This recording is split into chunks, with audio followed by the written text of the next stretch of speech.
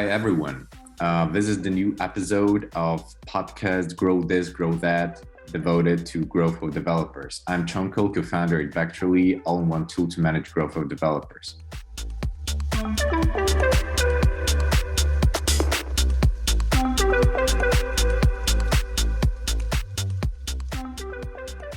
According to the recent data, 50% of developers' skills become obsolete in 18 months. Everyone understands the importance of growth. However, it's a challenge how to organize learning in the workplace for your developer team. Traditional L&D approach is not working as HRs don't have developer skills required to coach developers. So this role transfers to engineering managers, and three of them, Nick, Rambod, and Peter, joined the call today to discuss developers' growth. Guys, could you please introduce yourself, who you are, what's your role, and where you work? I guess we can start in the order I see you on the recording with Rambod. Sure, thank you. So I'm Rambod. I am a engineering manager at Unity Technologies. I manage a team of SDK engineers working on SDKs for Unity gaming services. That is a suite of backend tools as a service for our developers to be able to operate and run their live games. I've been with Unity for just over 5 years now, and look forward to chatting with everyone. Thank you, Rambod. Nick? Yeah, Nick Flynn. I'm currently working for a company called Spiff Inc. Out of Salt Lake City, Utah, where we're working to automate sales commissions and motivate sales. It's a little bit of a new gig for me. I've been there just over a month. Before that, I spent 7.5 years in healthcare with a startup out of Salt Lake as well. Working currently with front-end engineers as an engineering manager. Thank you, Nick. Nice to see you. And Pete, you are the last one. All right. Hey everyone, my name's Peter Asher. I'm an engineering manager at Unit 21. We do anti-money laundering and fraud detection software that's generalizable in a sense for flagging and review. I manage directly one team and indirectly a couple other teams related to our investigations workflow. Thank you for that intro. Okay, so let's go to the content of the podcast. I guess we can start with the first questions. And first, we'll state the problem of growth of developers. In your personal experience, anyone could start. What are the main problems in developing new skills at work that you see your developers have, or that you experienced as being developers when you were developers before becoming engineering managers? So I think one of the largest problems that I have personally, and I've seen other people, is in terms of developing new skills, is just comfort. What's familiar to us is comfortable, and we either need to be pushed outside of our comfort zone or need to be maybe bold enough to step out of it in order to learn something new. And so if there's nothing, if there's no motivating factor to learn something new, oftentimes we'll stick with what we know, and that doesn't lead to the kind of growth that we really need in our industry. Yeah, I think that's a great point, Nick. I would even build on that and say I think two problems that I've seen as well have been providing engineers with a safe space to grow. For a lot of times, when things are mission critical, it may not be the best opportunity for someone to grow. So I think finding, areas of high impact where they can grow, but it's not necessarily too much pressure on them. And then also providing avenues of growth that actually interest the engineers. I find that when I was in IC, a lot of times I would be pushing areas of growth where that weren't necessarily my area of interest or an area that I felt that I should be growing in. So finding that right balance, I think, is also a difficult problem. Yeah, you guys said it. I guess the final thing I'll mention is this is a dysfunction I've seen at times, is that sometimes the company doesn't allow for new skill growth for one reason or another. It can be fear of the engineer, leaving as a result of improving, or not filling a role that they're currently in. But I will say that the company itself needs to be committed to allowing for the growth of engineers and, basically investing in the future with the knowledge that that'll pay back over time.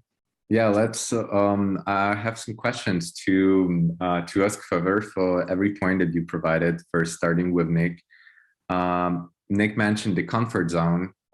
For the developers, it was some sort of the from the developer side point of view, what are the ways how you can push the developer out of the comfort zone? Because it a bit contradicts with the idea that Rambod also mentioned about creating the safe space and finding that kind of the balance between giving an opportunity to grow and building features so the product launches.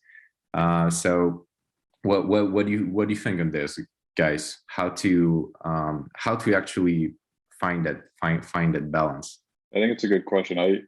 When I say we need to get outside of our comfort zone or make people uncomfortable, what I'm not saying is, hey, everyone should be miserable, right? But we do need to look for areas where, it's become a little bit of a cliche. There's a quote, and I'm not sure who it's attributed to, but some people may look back on their career and they might say, I have 20 years of experience, when in reality they have, 20 years of the same year of experience. To Rambod's point,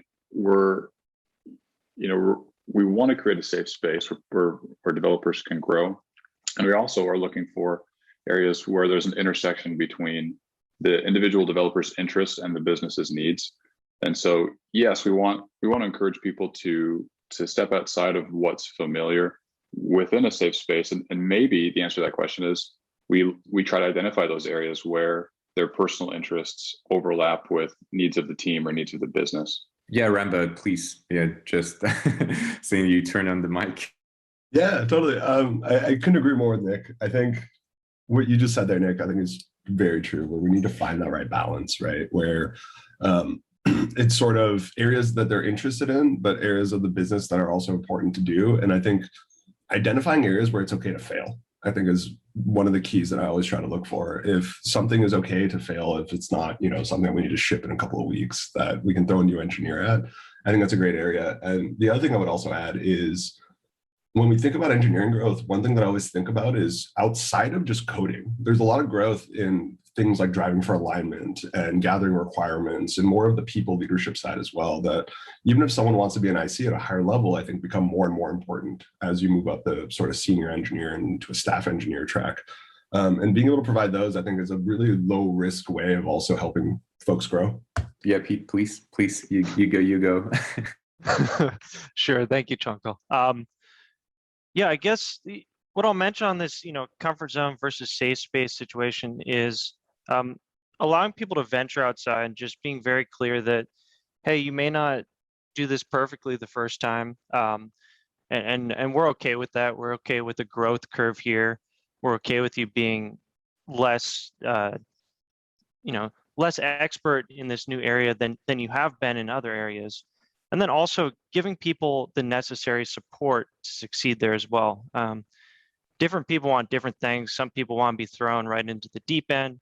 Other people want their hand held a bit and then, slowly wean off. But really knowing your people and making sure that you're communicating clearly in a way that they understand that, hey, venturing outside here does not decrease your worth. It actually increases it, even when output may go down temporarily. Thank you guys for sharing this on the problem.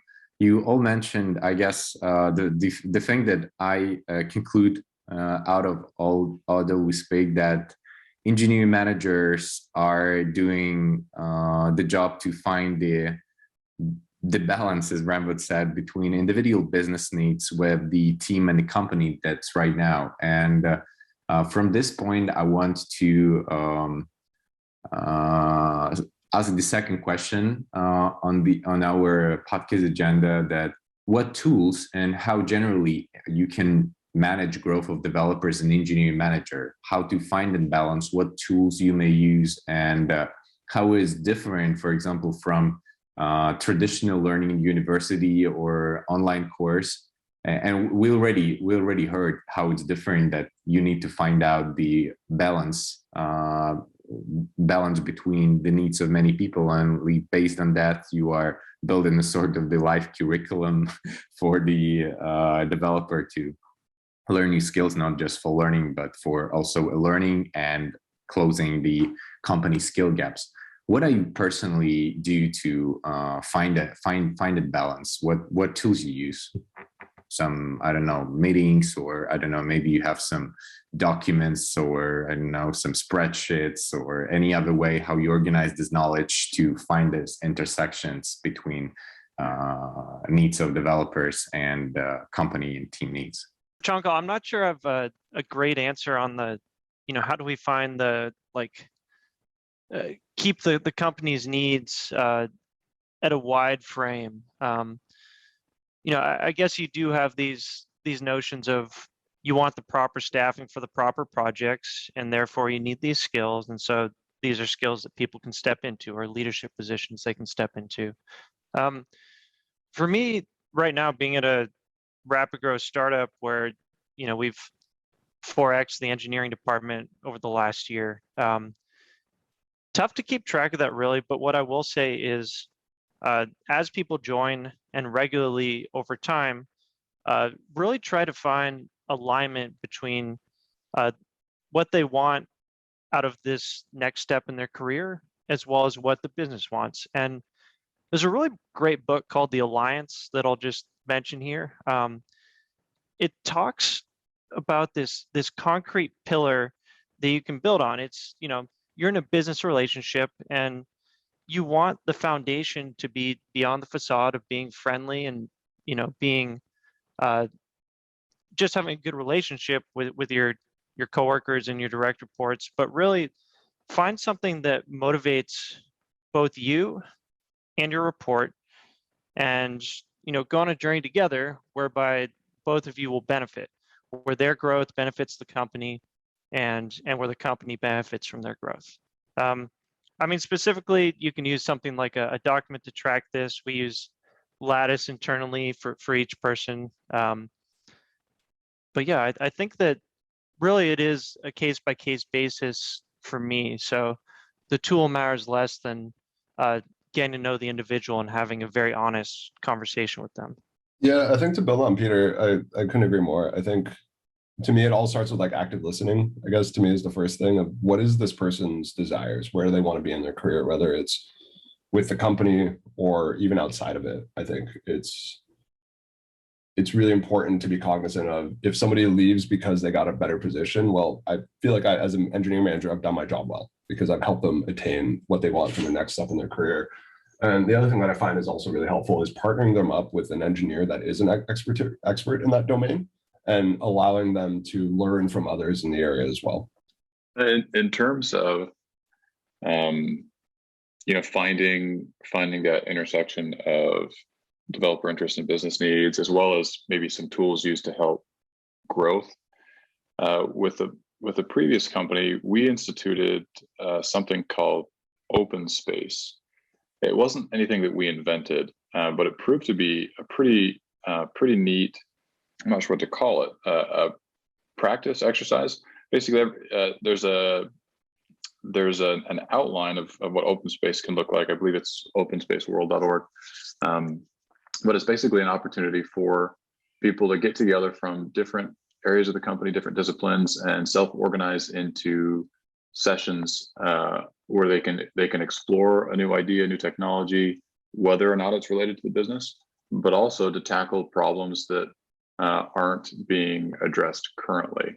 And I've had just a ton of personal experiences myself and with developers I've worked with, where having that opportunity, and we did it once a month, having a day once a month where you can really just self-direct your time. If you want to spend it on your own, you can, great. If you want to grab someone from another part of the company and figure out an answer to this challenge that you've been having, great. And it was an opportunity for developers to it created that safe space, and where there was no real accountability. If you failed, that's fine, you learned something, and it wasn't gonna hurt anything. But so it's an opportunity to learn and to grow with a lot of upside and very low risk. And that was kind of a unique tool that I think was really useful to us. Thanks, guys. We started to talk about this kind of ways how you as engineer manager, what tools you use and what formats you practice inside of the company.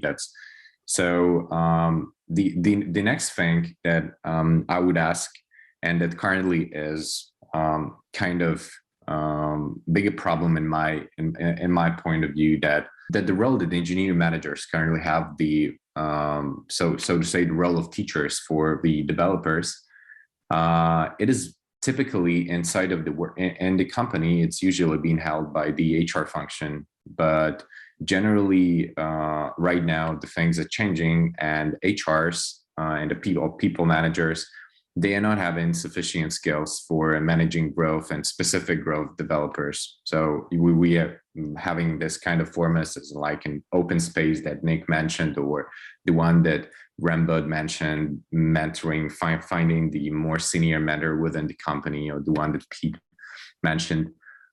So should engineering managers generally manage growth developers? How far this role is, I don't know, like being implemented by the engineering manager, or you are just navigating, it's the role of the developer to grow his skills or something? What do you experience? What do you have experienced so far by yourself? I'm happy to take this one. I think it has to be the role of the engineering manager at the end of the day, because we're responsible for the happiness of our people and retaining talent. And I don't think you can retain talent by not encouraging growth and facilitating that. Because at the end of the day, you know, the more your people get promotions and everything, that also is a bonus for you as a manager, I feel. So I feel like it really is on us to help facilitate that and manage that. It's important, I think, to leverage other parts of the business and the learnings there, and the, you know, opportunities for internal learning and development. But at the end of the day, I think the buck stops with us, essentially. Yeah, I completely agree. And it's funny, as I was thinking about this question leading up to this conversation, how do we manage growth of developers? I thought, okay, what does it mean to manage growth?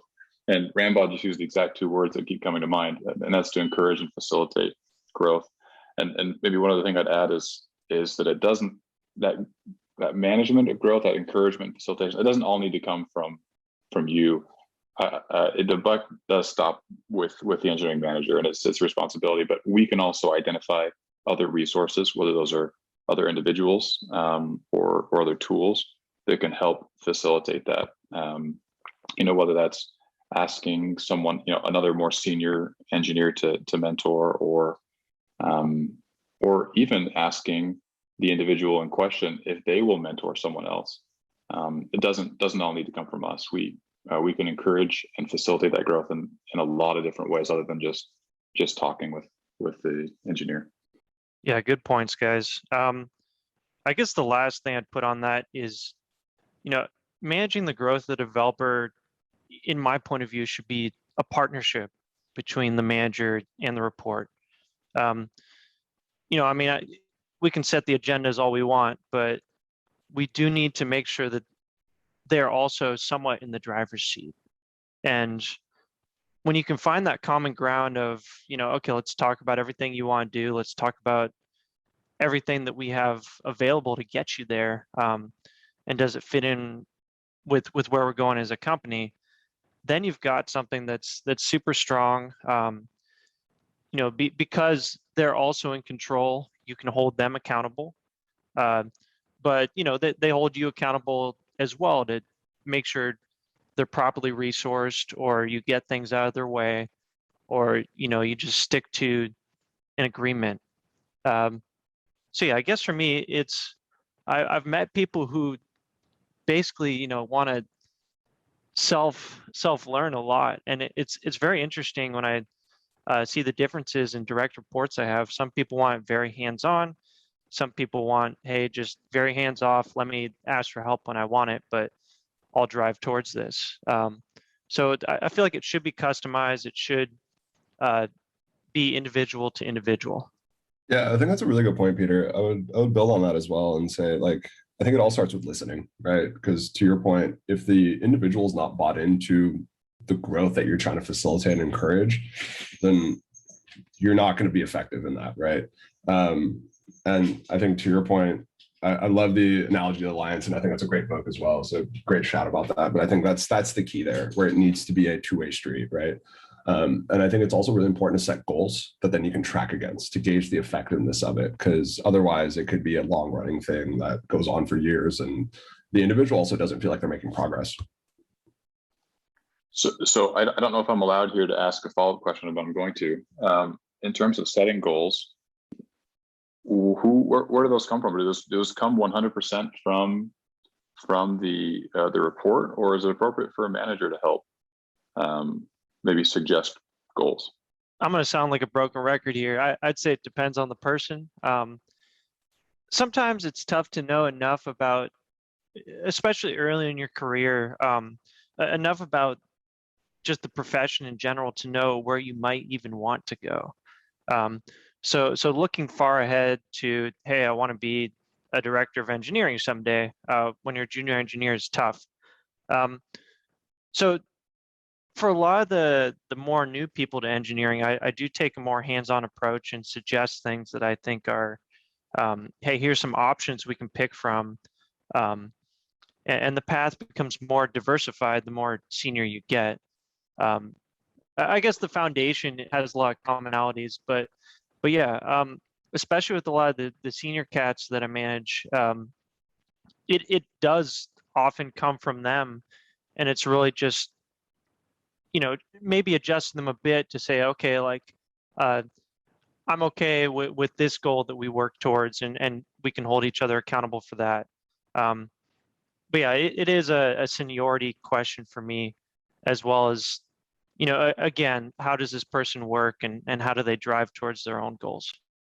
Yeah, I would agree with Pete. Actually, the last thing that he mentioned, that it also depends on the seniority level, because when you're having the junior developer, for example, usually it's totally great for being guided by the senior leader who knows everything, because the role of the junior is start building something. He doesn't know a lot, and he's just getting, his main goal is to get the work done right. And when he's guided by a very good mentor, that's only that's great. But when you are turning from junior to middle or senior level, there is a transformation happening, because you don't want, the main difference between junior and middle and senior is that at the middle and senior level, you want some independent contributor. You don't want someone who needs to be guided all the time. You want someone who can think independently. So I totally agree with Pete that depending on seniority, you need to formalize the goals. Considering the goals and the ways we pointed out, are you using any personal development plans and managing growth of developers? Are you identifying, I don't know, like some skills or that someone need to work on, anything like this, or you do it more on the informal way when like having some one-on-one conversation? But I guess you are, if Pete and everyone actually mentioned setting the goals to keep developer accountable, I think you're having some sort of things like this. For may you just say a bit for what time are you setting those goals? Is it happening monthly or quarterly or half a year? And maybe you have experienced the difference depending on the size of the company or the developer role. For me, it depends on the size of the team and the needs of the company. I think we try to do it quarterly, by and large. We're also at Unity, one of the things that we've done over the past few years is we've established a job architecture, which has clear descriptors of the expectations for every role at every level, which then helps us figure out, essentially calibrate with the individual. Okay, as far as engineering principles go, how do they do? How do they influence and collaborate with other people? What is their sphere of influence and things of that nature? And what I always try to do is have the IC give their own self-evaluation, and then I give an evaluation from where I see them at. And then we do like a gut check moment where we go, okay, you think you're excelling in this area. I actually think there's areas of growth here. And then from there, we build out a growth plan of, okay, these are the opportunities I'm going to give this individual. This is my expectations for these. And then the hope is that we do a twice a year promotion cycle. So we always try to gauge it to, okay, if we want to get you for a promotion, let's say from a mid-level to a senior engineer in the next 6 months, these are the concrete actions that we need to take during that time to be able to demonstrate enough evidence of this individual being a senior. Yeah, Nick, please. Yeah, my experience has been similar in terms of maybe a formal performance review process that probably doesn't happen more often than quarterly or maybe a couple of times a year. But in terms of setting and tracking, formal or informal goals, that's a pretty common element of one-on-one meetings I have with reports. Typically, that's every other week, although that'll vary depending on the individual. But I've had a lot of really positive outcomes with engineers on my team when we've just had at least a touch base, once or twice a month on a goal that he or she had set. Doesn't mean that significant progress has to be made, but the fact that it's on my mind and on their mind, I think it leads to more consistent growth or more consistent progress towards those goals over time. Great points. I guess for me, with goal recalibration and how often do you set them, it's environmental as well as personnel based. For a company that's a bit more stable in terms of its size and what they're doing, can definitely predict quite a bit in the future. For a company that's growing fast, probably want to keep it fairly agile. But yeah, I mean, it also depends on how high a performer this person is and how quickly they can get these goals accomplished. So it is important to right size these things, but sometimes people just outperform or in worst cases underperform. So it does depend on how fast that individual is moving. And do try and touch base at certain points along the way. Typically a few times on the way to the goal, but also ad hoc. I mean, when there's deviation from a goal in the sense that the company is not giving this person support, or where the individual themselves maybe isn't improving, I think it's always good to touch base and just say like, hey, what's wrong here? How do we find a solution? How do we get you back on track? How do we keep the company honest too? And then from there, I think it naturally evolves and you get different cadences on a person by person basis. Got it. So how do you actually, when you are having this personal development plans or growth plans, from the example of Rambod, when you are having, when you're seeing the person is not, for example, hitting the goals, and you are having, as Nick mentioned, some one-on-one conversations to fix that, and when you see that developer doesn't want to grow, for example, doesn't understand what ways you use, how you can influence developer, how can you change that some developer doesn't see problems with his growth, or I don't know, maybe you could share some hacks, I don't know, get some opinion from the product team, or I don't even know, or maybe there is no such a thing at all, and all developers then we are being asked to look at their skills and into their skill gaps they're just changing, or not. How have you experienced any of that some developers don't learn new skills and you can influence them, and you started to invent some hacks how you can influence developer to change their behavior? Because why I'm asking, actually, due to the what many markets are experiencing is an overheated market for developers, and the strategy for and it's not becoming so easy to hire and then firing developers, because there are few on the market, and for companies it becomes more how to say, much better way to in changing the way developer work, rather than to find someone who can change that developer. What do you think of that? Let me see if I understand the question. Is what you're asking, how can you influence a developer who doesn't seem like they want to grow? Yeah, for sure. Yeah, that's the question. And is it the major thing that you are observing? Because in the beginning, Nick mentioned that thing about the comfort zone, and due to the overheated market right now that we are seeing with the developers, that there are not enough developers to saturate the market. And are you experiencing any things like that people don't want to learn new skills, and what you can do about it? The question you asked, just gave some context. Again, sorry. So I just recently worked with an engineer who was a really high performer, really sharp developer, and just was able to move quickly and make a big impact. Although, kind of interestingly, he was not interested in learning a new technology that was kind of core to the team. It wasn't something he had experience with in the past, and just was pretty candid about how he just wasn't interested in learning it.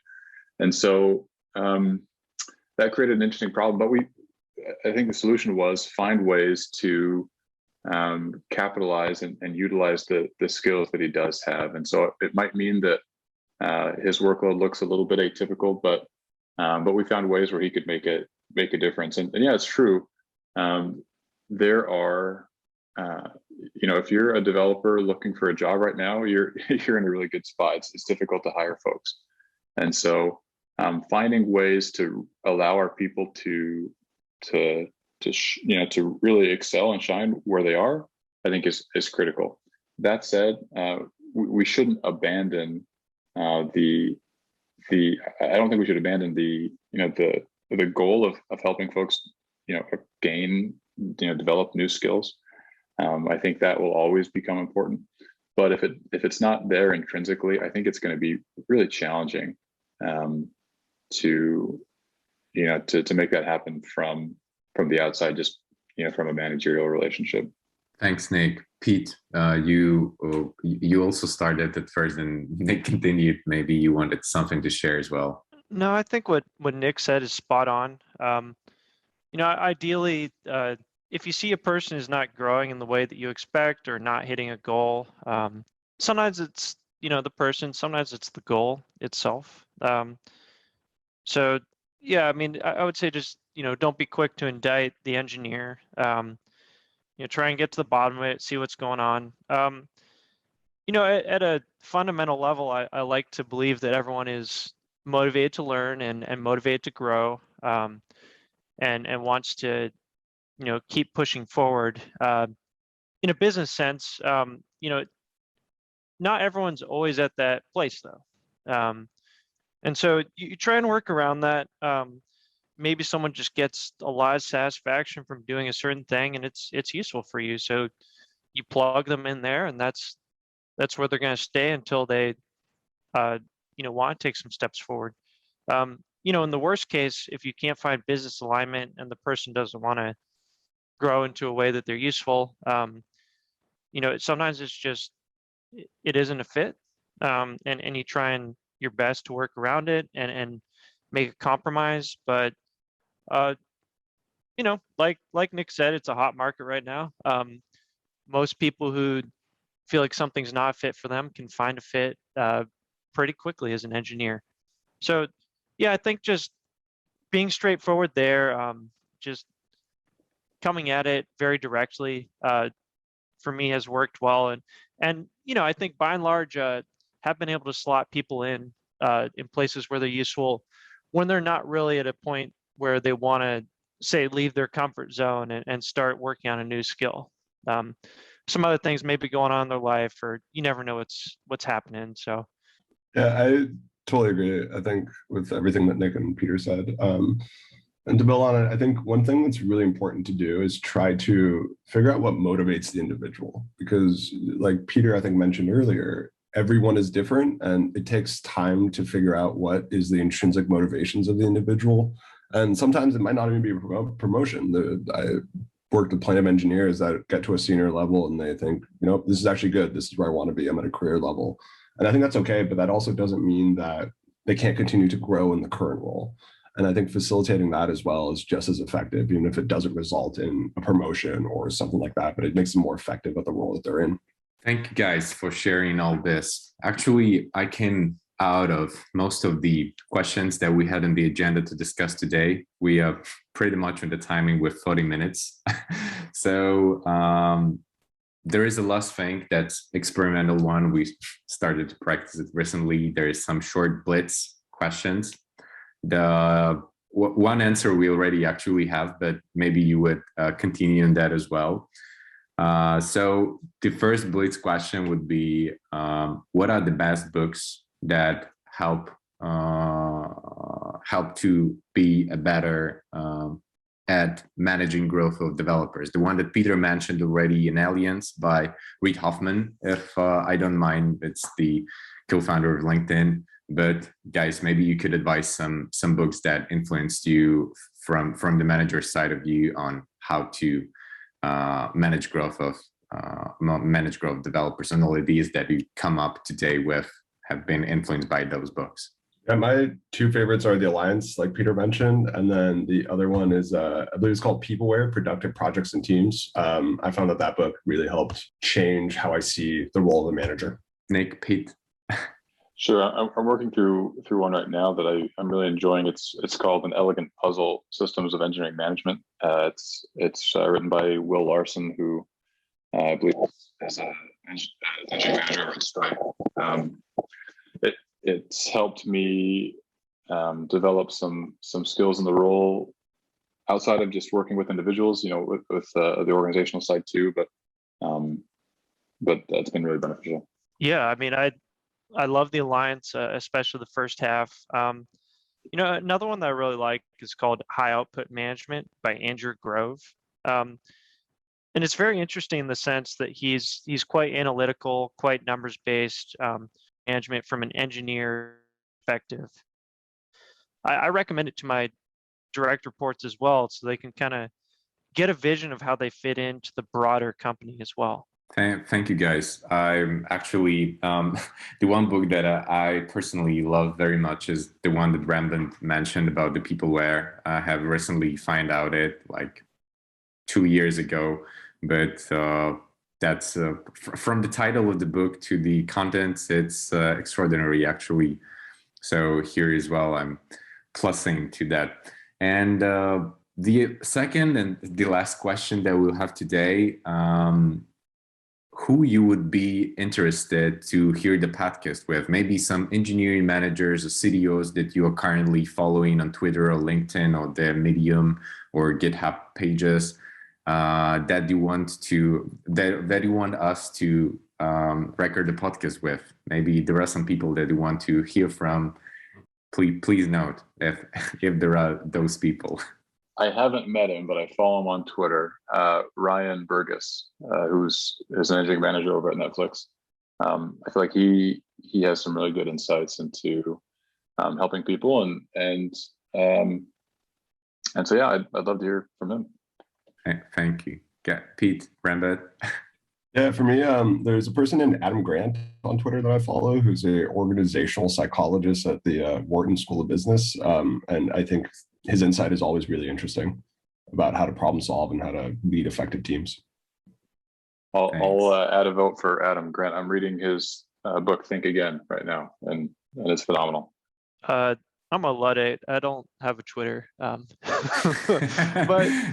no, I mean, I'll tell you what. I am always interested in hearing, a diversity of opinion on engineering management, and there's companies everywhere that kind of do things a little bit differently. So for me, really, just the variety of background is nice to see. I was looking at how Valve does engineering management, and unusual compared to my experience, but interesting nonetheless. So just variety for me, interesting cases. So I guess the things that Rambod and Nick Flynn, Rambod and Nick shared with you, that goes to the variety. Okay, guys, thank you so much for joining the call today.